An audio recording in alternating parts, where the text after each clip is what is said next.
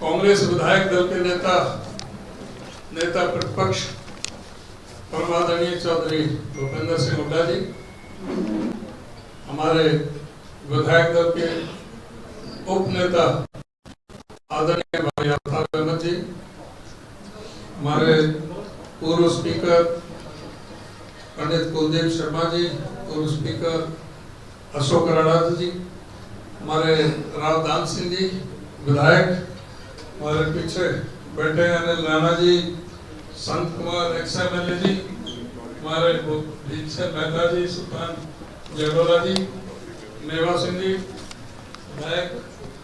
और आज हमारी पार्टी में शामिल हुई, हालांकि पुरानी कांग्रेस नेता थी, ये बीच में भटक गई क्योंकि 3 बार कांग्रेस के टिकट पर विधायक बने, महिला कांग्रेस की अध्यक्ष रही थी और पिछली बार ये JJP में शामिल हो गई थी और उनका बेटा सम्राट, इन्होंने JJP की टिकट पर चुनाव लड़ा था। अब ये दोबारा हमारी पार्टी में शामिल हुए हैं। मैं हरियाणा प्रदेश कांग्रेस कमेटी की तरफ से इनका हार्दिक स्वागत करता हूँ। ये पूरी तरह से कांग्रेस की नीतियों से पूरी तरह से अवगत हैं। मैं उम्मीद करता हूँ कि पूरी तरह से जैसे पहले निष्ठा के साथ उन्होंने काम किया उसी तरह से काम करेंगे। और आज बड़ी प्रसन्नता की बात है कि हमारे हल्का सढौरा से, यमुनानगर से हमारे कई जो वरिष्ठ साथी,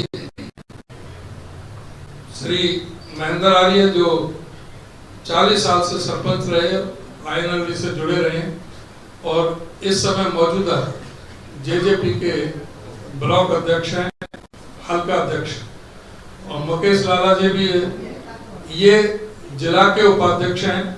और उनके साथ जो पूरी टीम आई थी, हमारे चौधरी करमवीर, दीपचंद जी, करमवीर जी, धर्मवीर, सुरेंद्र, गुरमीत पृथ्वीपुर, गौरव जोगीवाड़ा, गुरप्रीत जोगीवाड़ा, हीरालाल कौशल लल्हाड़ी, कुलविंदर रानीपुर, गौरव चबूतरों, रमजान जैतपुर, जो ये माइनॉरिटी डिपार्टमेंट के, अजमेर सिंह चबूतरों JJP, सभी JJP के पदाधिकारी हैं सढौरा के, इस फरदीन खान हैदरपुर और शिव कुमार।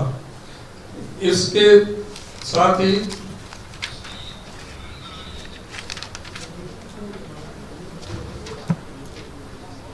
शमशेर सिंह गुमथला, ये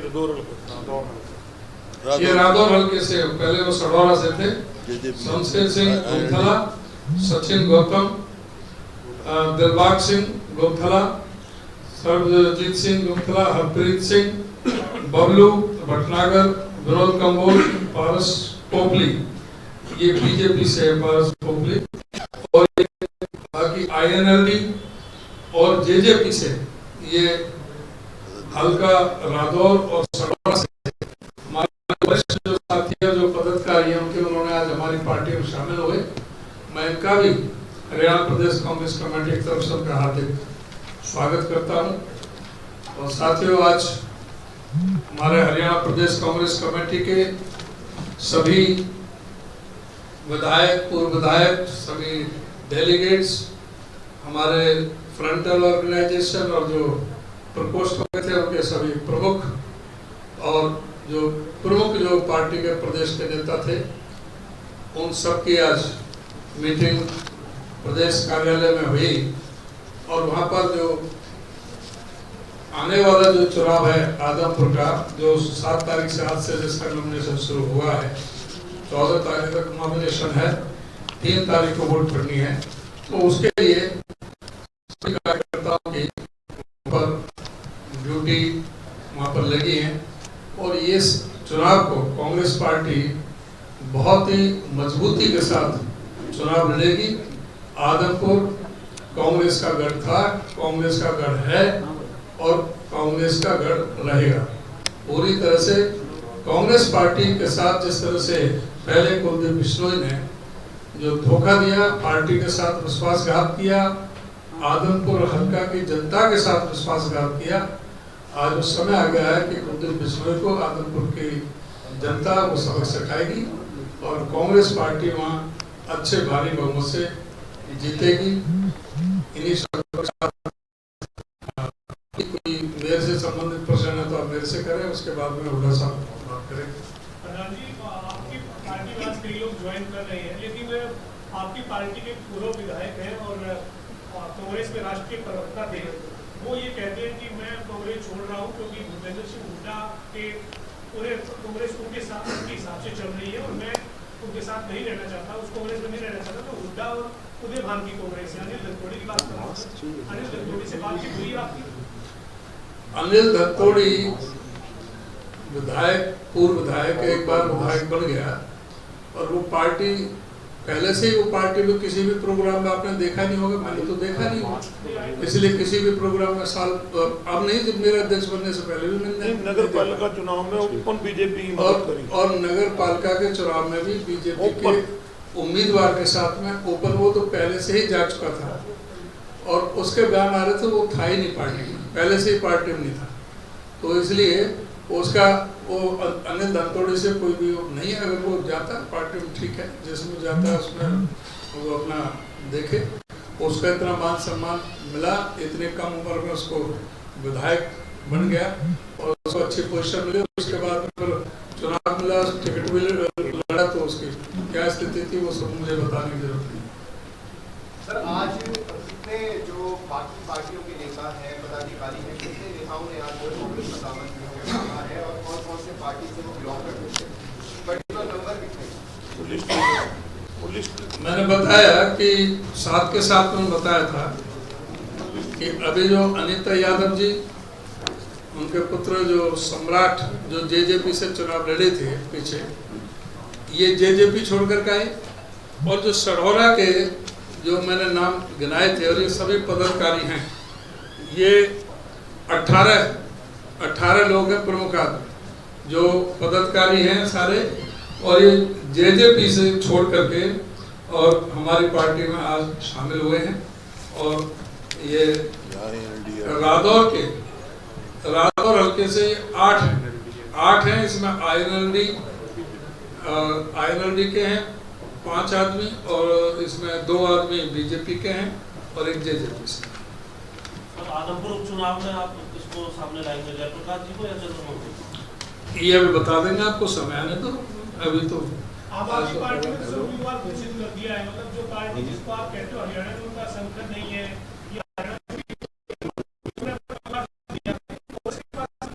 जब उम्मीदवार दे दिया है उनके पास संगठन है, उनके पास है नहीं इसलिए तो दे दिया। उम्मीदवार है, उनके पास कुछ नहीं है, उनके पास उम्मीदवार ही है और कुछ सौदा नहीं है। कांग्रेस को बहुत लंबी लाइन है। लगभग कैंडिडेट देख के फैसला करेंगे आप? बीजेपी का कैंडिडेट देख के? ऐसा नहीं है, हम अपने हिसाब से, हमारी पार्टी अपने हिसाब से निर्णय लेगी। वो तो एक आदमी फैसला लेता है, हमारा पूरा संगठन की पूरी प्रक्रिया है, प्रदेश से सेंटर में वो पूरी प्रक्रिया का पालन होगा। हमारे में समय इसलिए लगता है। आज बैठक भी की है सर, बैठक में मुख्य क्या विषय रहे और किस तरीके से? मुख्य विषय सीधा अपना मोर्चा सभी गांव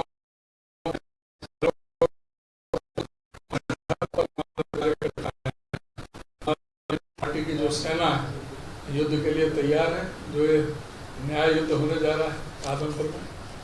सर, चर्चाएं ये है कि शायद भारतीय जनता पार्टी भव्य बिश्नोई को टिकट दे सकती है।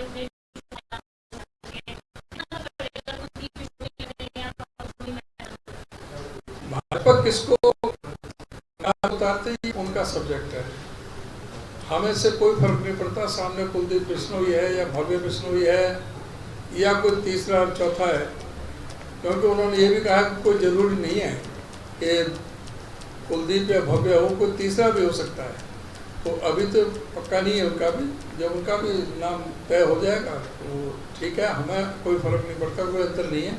कोई सा भी आए, सीधा कांग्रेस का भाजपा का वहाँ पर मुकाबला है। आज की मीटिंग खासतौर से आदमपुर उपचुनाव को लेकर आपने बुलाई थी, तो क्या उम्मीदवार को लेकर कोई डिस्कशन हुआ, नहीं हुआ? उम्मीदवार का डिस्कशन कोई सारे कोई मीटिंग में थोड़ी होते हैं। उम्मीदवार का तो डिस्कशन आपको पता है, प्रक्रिया जो चलती है, जो कमेटी बनाई हुई है जो आपने वो फैसला करेंगे। हाँ, कोई जो कमेटी नहीं, कोई कमेटी नहीं। सर बुला साहब चलो वैसा बात कहेंगे। चलो आप ही रख दे। तो पहले तो मैं अनीता जी का और जो साथी आए हैं सटौरा से और यहाँ से अपना रादौर से, इन सबका स्वागत करता हूँ। ये सीख से मैंने फैसला लिया और इस प्रकार से हर जगह से पार्टी में बढ़ रहे हैं। कांग्रेस का पुनर्वास बहुत तेजी से बढ़ रहा है और ये दर्शाता है कि लोगों का रुख अब कांग्रेस की ओर है। कांग्रेस की सरकार आने वाली है और ये मौजूदा सरकार आने वाली है, ये इंडिकेशन है। मेरा राजनीतिक तजुर्बा ये है, ऐसा ही चुनाव से 1-2 साल पहले इसका। और सभी का स्वागत है। जो आज की मीटिंग की चर्चा की आपने, वो बहुत ही लोगों में जो हमारे साथी हैं, जो मुख्य साथी कांग्रेस पार्टी के थे, उनमें बड़ा भारी जोश है और बिल्कुल ऐसा लगता है कि कांग्रेस मजबूती से आजमपुर का चुनाव लड़कर जीतेगी और सारे साथी उसमें तन मन धन से वहाँ पूरा प्रयास करेंगे। सबने अपने अपनी ड्यूटियाँ संभाल दी गई उनको और वो अपना करेंगे। जहाँ तक उम्मीदवार का सवाल है, अभी हमने सर्वे किया हुआ है और कर रहे हैं। फाइनल रिपोर्ट आएगी जब उम्मीदवार का भी चयन कर लेंगे। लेकिन जो आज परिस्थिति बनी हुई है,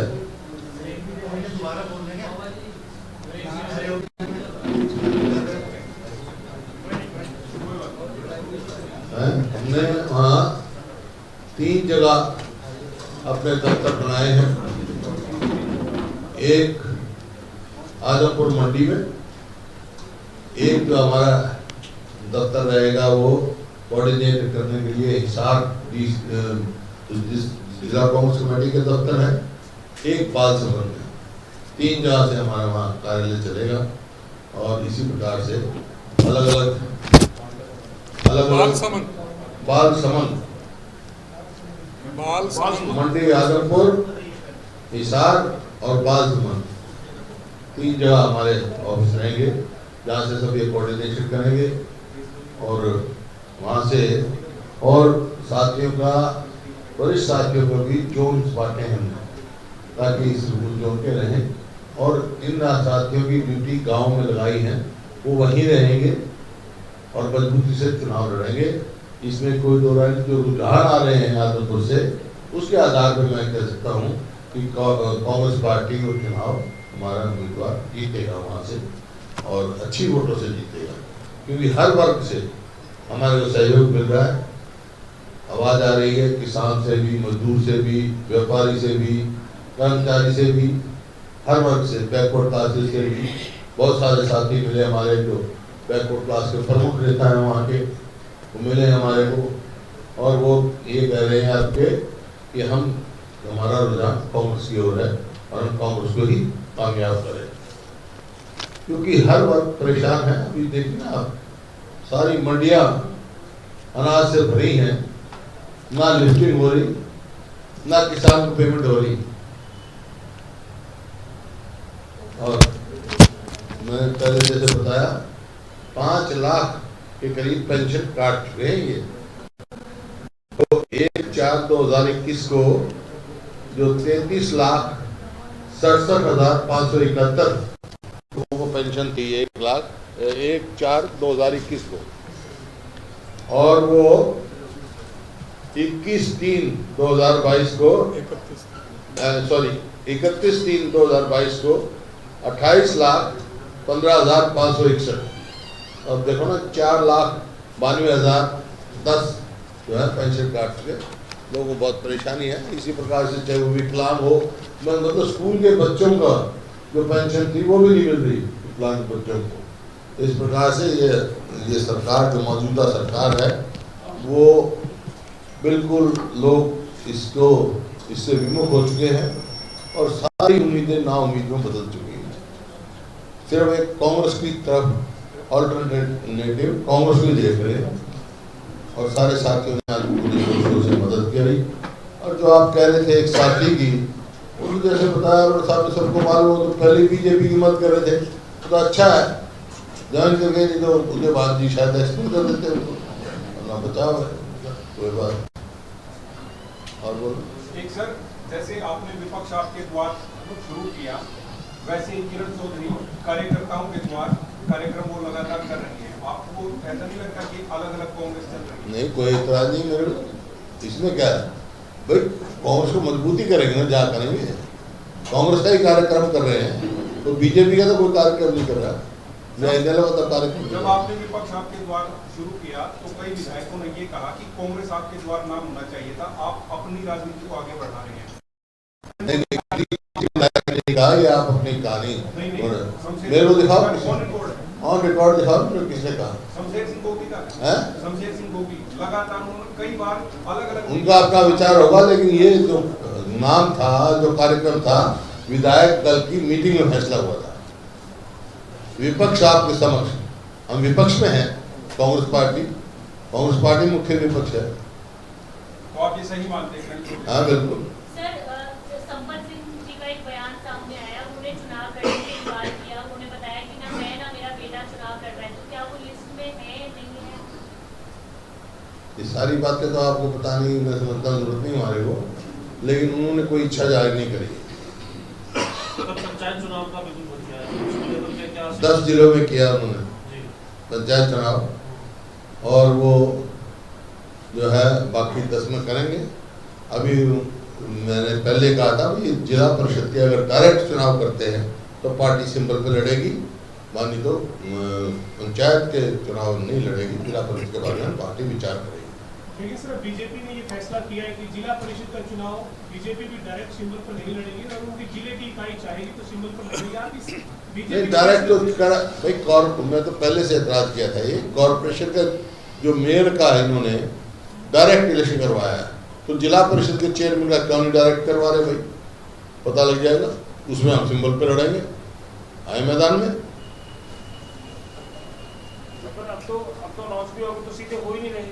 अब नहीं हो रहे तो अब तो कांग्रेस कोई भी टिकट पे नहीं लड़ेगी।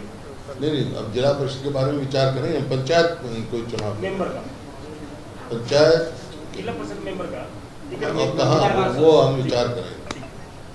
एक कुलदीप मिश्रा लगातार आपको चैलेंज कर रहे हैं कि हुड्डा साहब आदमपुर से चुनाव लड़के नहीं। जिस बात का कोई मायना नहीं है उसका क्या जवाब है? सर, वो जिला अध्यक्ष वाली सूची कहाँ गई, वो नहीं आई है? जिला अध्यक्ष बनाए जाने थे तो नहीं, चुनाव हो गया ना, अब तो राष्ट्रीय अध्यक्ष का चुनाव हो रहा है, उसके बाद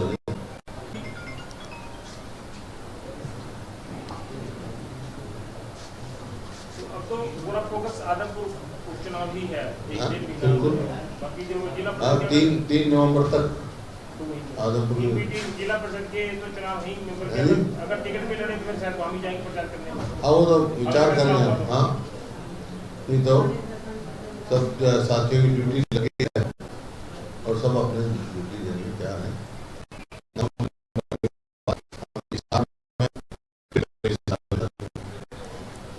जो आज साथी आए थे कांग्रेस के वरिष्ठ नेता और कार्यकर्ता जो साथी हैं, तो जिस दिन नामांकन बनेंगे उससे अगले दिन हिसार में फिर मीटिंग करेंगे।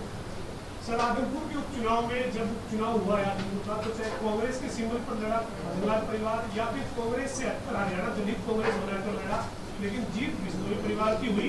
इस बार आपको लगता है कि बिश्नोई परिवार से ऐसा है? आपने फिर चुनाव के नतीजे नहीं देखे। आप 2019 का पार्लियामेंट का चुनाव देखना, उसका नतीजा देखना। 10 कांग्रेस के उम्मीदवार थे, एक उनमें से एक भव्य बिश्नोई थे, एक ही आदमी जमानत हुई और आदमपुर हल्के से कोई 24 या 25 हजार से उसकी हार हुई। ये तो लोकसभा में हार की वजह विधानसभा के नतीजे को लोकसभा के साथ, मैं तो उस विधानसभा की बात कर, आपने कहा ना उस उनके क्षेत्र में ये बात कर रहा हूँ, आदमपुर विधानसभा की बात कर रहा हूँ, लोकसभा ओवरऑल की बात। सर अब तो जिस तरीके से कुलदीप बिश्नोई या फिर भक्तर बिश्नोई मैदान में आते हैं, गठबंधन सरकार का उनके साथ जो है साथ रहेगा, भाजपा में वो है ही, आपके पास क्या मुद्दा रहेगा सर जो है चुनौती के तौर पर? मुद्दे हैं क्या, 8 साल की क्या अचीवमेंट है, गठबंधन की क्या अचीवमेंट है और इनका क्या रवैया रहा है, मतलब कभी इधर क्या कभी उधर कभी इधर। जब आदमी सोचता है ना मैं किधर जाऊं तो फिर किधर ही रह जाता है। कुलदीप बिश्नोई का ये कहना है कि वहाँ के लोग चौधरी भजनलाल को ध्यान में रखकर के वोट करेंगे, स्वाभिमानी लोग हैं और उसी हिसाब से फैसला करेंगे। तो चौधरी भजनलाल तो नहीं है ना, चौधरी भजनलाल होते तो बात दूसरी होती, उनको उनकी साथ बात थी। बड़ी चुनौती कुलदीप खुद आए या फिर उनका बेटा आएगा, वो तो किसको मानेंगे? तो उनकी मर्जी है, पार्टी की मर्जी है, बीजेपी की पार्टी कोई भी हो। नहीं, आप किसको बड़ी चुनौती? कोई चुनौती नहीं है, कांग्रेस जीतेगी वहाँ। कांग्रेस का कैंडिडेट नामांकन के आखिरी डेट से 2 दिन पहले सामान्य तौर पे कांग्रेस का करती है, तो ये जब तक संभावित है। जब आपको पता ही है सामान्य तौर पे जब आपको पूछने की क्या जरूरत है? इसलिए पूछने की जरूरत है, कांग्रेस उस परंपरा का तोड़ तो नहीं रही ना, उस परंपरा को जब आपको एक बात आपने कह दिया सामान्य तौर पर करते हैं तो फिर पूछने की जरूरत नहीं ना आपको। मगर कहीं कंटिन्यू कर रही है, इसलिए पूछता साहब गठबंधन सरकार को 20 दिन रह गए, 3 साल पूरे हो जाएंगे, 8 साल इस बीजेपी सरकार को। हाँ जी 20 दिन रह गए, 3 साल पूरे हो जाएंगे गठबंधन सरकार को। हाँ कैसे देखते हैं? विफल सरकार है, इवेंट मैनेजमेंट। अब वो कह रहे हैं हम बुलाएंगे सफारी, जंगल सफारी। अरे 8 साल के बाद सपना दिखाएगा जंगल सफारी का है। अब कहेंगे पहले बंदे का हर जिले में मेडिकल कॉलेज होगा, इतनी पेंशन होगी।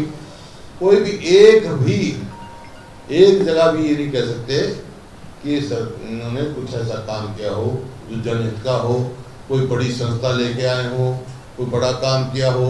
बल्कि लोगों को जो मध्यवर्गीय लोग हैं उनके लिए तो जीना दुर्लभ कर दिया। गरीब आदमी उसके लिए उठा के प्लॉट लॉटरी से निकलते थे, ठीक दाम पे मिल जाते थे, आदमी लॉटरी भर देता था। जो मध्यवर्गीय लोग हैं उनका भी ऑक्शन कर दिया। बड़े बड़े प्रॉपर्टी डीलर रहते हैं, तो अब तो यही होगा वहाँ। तो सरकार तो कहीं सर अपने रोजगार भी दिया है, ग्लोबल सिटी ला रहे हैं, खरगोदा में मारुति लेकर के आ रहे हैं। खरगोदा में पहले तो चाइना का भी आ रहा था, क्या नाम था उसका, बहुत बड़ा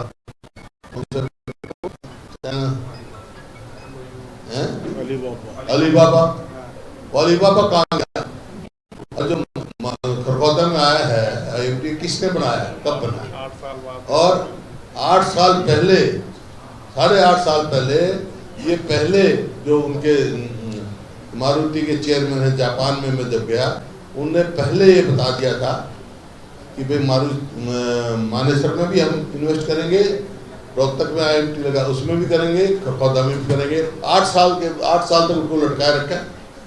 8 साल पहले आ जाना चाहिए था, जैसे जब ये रोहतक में आ गई इन्वेस्टमेंट और खरगोदा में आ रही थी उनकी, 8 साल लटकाए रखा। और ग्लोबल सिटी जो ला रहे हैं,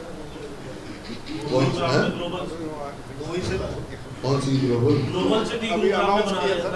ग्लोबल सिटी मैं तो कह रहा हूँ इवेंट मैनेजमेंट की है भाई। ग्लोबल सिटी में ही वो किया था हरियाणा, ये 5 या 6 लाख करोड़ की इन्वेस्टमेंट 6000 करोड़ की भी नहीं आएगी। मोदी जी उनके साथ चीते लेके आए, 6 लाख जंगल सफारी का आइडिया है जी। मोदी जी चीते लेके आए, उससे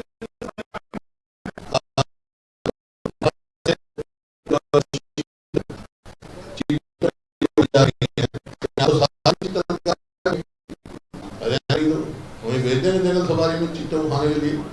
तो 8 साल में सर आपको कोई काम अच्छा लगा सरकार का? 8 साल में कोई नहीं, काम अच्छा? कोई काम अच्छा किया हो तो मेरे को अच्छा लगता है, लेकिन आप बता दो क्या अच्छा किया है।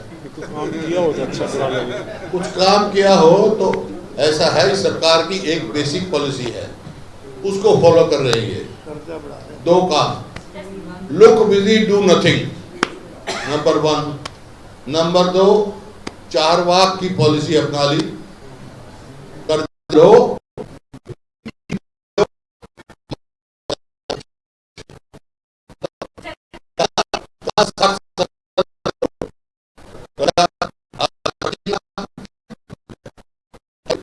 कौन 1 इंच इन्होंने कहीं मेट्रो बढ़ाई हो, 1 इंच कहीं रेलवे लाइन लगाई हो,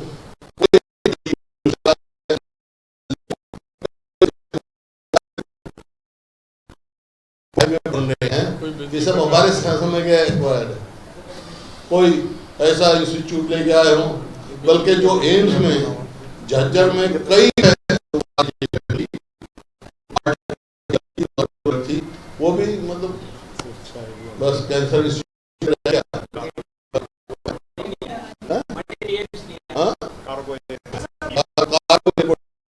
हिसार के पास मतलब एयरफोर्स से भी क्लियरेंस ले ली थी एयरपोर्ट की, वो गया।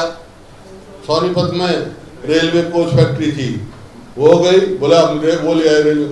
अरे कहाँ तो मारुति की फैक्ट्री, कहाँ मारुति की एजेंसी का एक शोरूम, ऐसा मेरा है। सरकार कहती है हम नीति सुधार का काम कर रहे हैं। हाँ कर रहे हैं ना,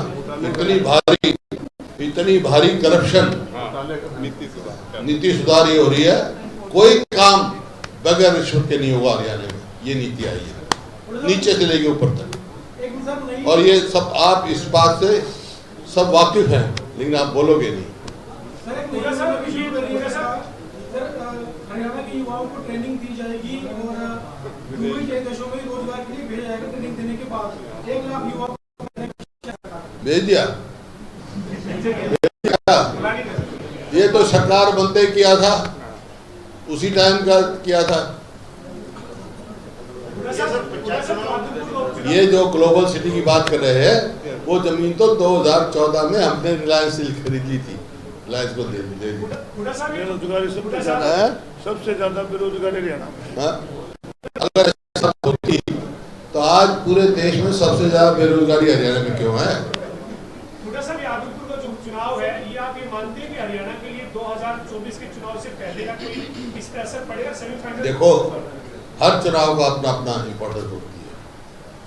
पहले बाई इलेक्शन हुआ, बड़ौदा का भी हुआ, इलाहाबाद का भी हुआ। ये सरकार, मौजूदा सरकार तो कोई जीती नहीं, तो अब कैसे जीत जाएगी? लेकिन अब सरकार के 3 साल हो रहे हैं, चुनाव भी आ गया, तो एक तरह से सरकार का टेस्ट मानते हैं आप इसको? देखिए, हर बाई इलेक्शन में होता, मैंने कहा टेस्ट तो फेल पहले हो लिए 2 बार, ये 2 बार पहले फेल नहीं हो क्या? बड़ौदा में फेल हुए, इलाहाबाद में हुई, ये सरकार तो हारी, कोई जीता हो।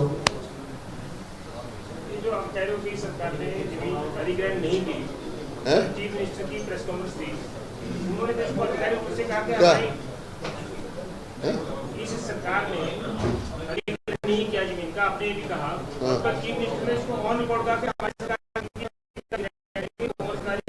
कहाँ से आसमान में लगाएंगे क्या? हम तो लोगों से पोर्टल पे मांगते हैं कि ये प्रोजेक्ट की जमीन, ये लोग जमीन ऑफर करते हैं, जो अधिग्रहण नहीं करते। ऐसा है, जो नेशनल हाईवे की रोड्स हैं, उनकी बात मैं कह रहा हूँ, तो ट्री कटिंग हमारे समय में हो गई थी, और जो ये कह रहे हैं इसकी ग्लोबल सिटी की, वो तो हमारे समय की है। उसमें उन्होंने खुद कहा कि ये कांग्रेस की सरकार में जमीन एक्वायर हुई थी, 1080 एकड़ है, इसको हम नीलाम करेंगे और इसमें दूसरे देशों के बड़े बड़े लोग उसको प्लॉट लेके 100 एकड़। अरे हर चीज नीलामी में लगा रखी इन्होंने, क्या करेंगे? सर ये जो नगर पालिका कोई बात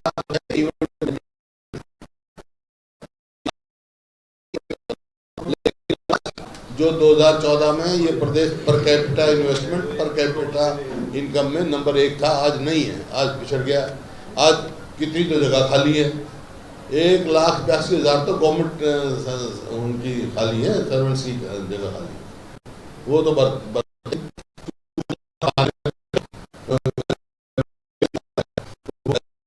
रहे हैं। अब वहाँ इलेक्शन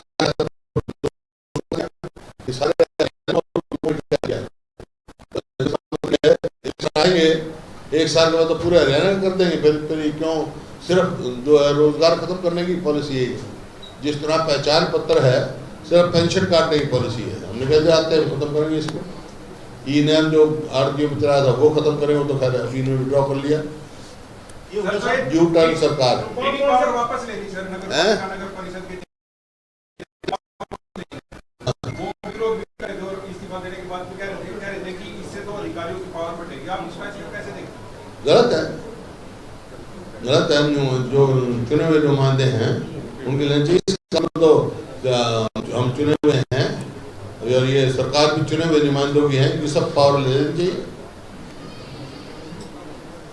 तो साहब कांग्रेस अगर सिंबल पर चुनाव नहीं लड़ती पंजाब चुनाव तो कैंडिडेट को पार्टी तय किए जाएंगे। सिंबल पर अगर चुनाव नहीं लड़ती है कांग्रेस तो कैंडिडेट तो पार्टी स्तर पर ही तय किए जाएंगे। कैसे देगी पार्टी?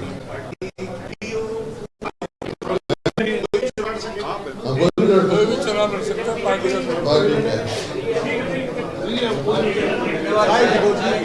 Okay, thank you. सब चाय पीने जाना।